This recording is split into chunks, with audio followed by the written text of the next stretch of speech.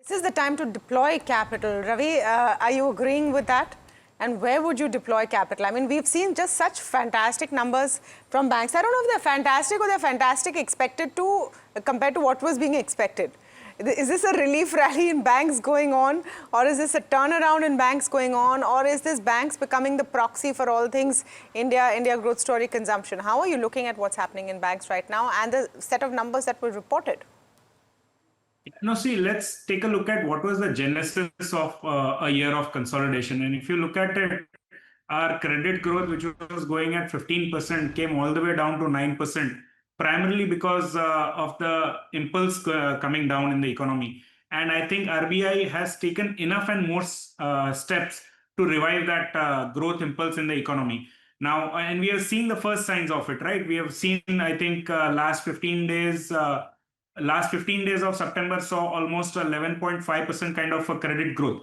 Now, this is obviously we are not yet back to the kind of growth we were witnessing prior to the slowdown.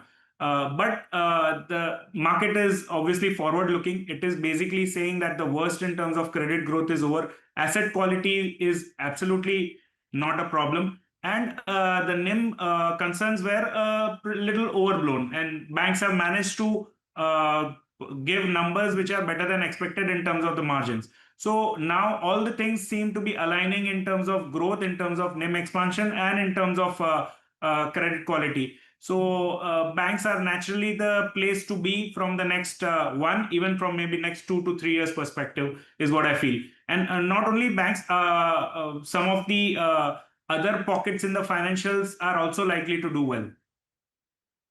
Okay. And Ravi, I mean, this Emirates RBL deal, in some sense, Uday Kotak putting that tweet out as well.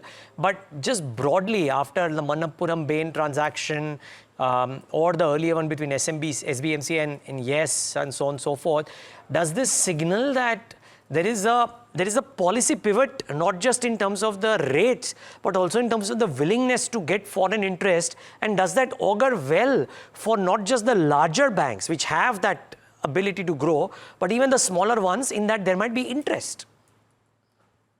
No, for sure. I think if you look at it, I mean, we have not been able to attract FII flows, but FDI flows at the gross level still continue to be good. And our ability to attract this particular deal